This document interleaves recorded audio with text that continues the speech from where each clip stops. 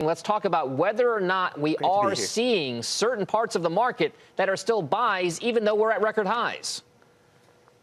I think that's the case. Up until now, I was able to make the argument that we were seeing anemic multiples in some of these sectors. But the multiples have largely caught up over the last few months. Now my outlook is that the earnings are far too light in the back half of the year.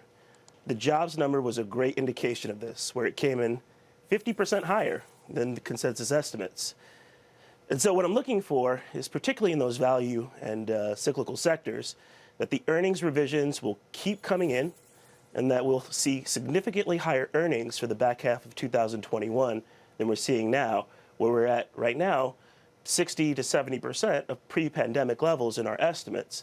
So those will need to come up. We'll have some upside surprises on earnings. We'll have some upward revisions, and that will be the driver of performance. All right, let's talk ideas, Greg. If that earnings catalyst is there, what stocks are going to be the most propelled by that kind of an earnings tailwind? Right. So I think financials is still an opportune sector where we might see the net interest margin environment become much more accommodating, which lifts all boats. But I'd still focus in on those large diversified players that have shown profit drivers, that have shown revenue streams from other activities like capital markets, like trading, like IPOs. And with an accommodative Fed and with historic liquidity, those should continue to be sources of strength. I'd also look at some retail sectors. Obviously, spending will come back from the consumer, probably in a big way, but portions of our society have not participated in that historically high savings rate.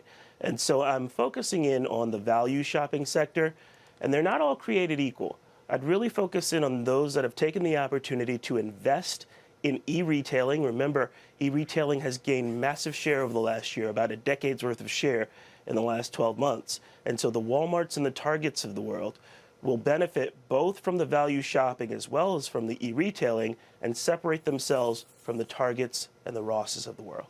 All right, and the reopening trade. We've talked about it a lot. It'll normalize at some point, but are there places in the market that are maybe outside traditional airlines and hotels that you are finding the most opportunity, the most runway for higher returns in the coming 6 to 12 months? Right. And so the way I look at the reopening trade is I want to be in business models that are fairly predictable and then have some certainty.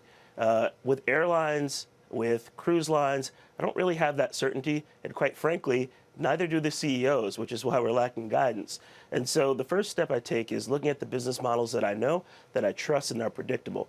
And within that swath of sectors, I like casinos. You know, many of them lost money last year and will return to $3 plus a share in profits, as well as the same in dividend.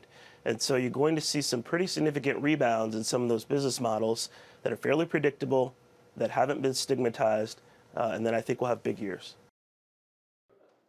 Shepard Smith here. Thanks for watching CNBC on YouTube.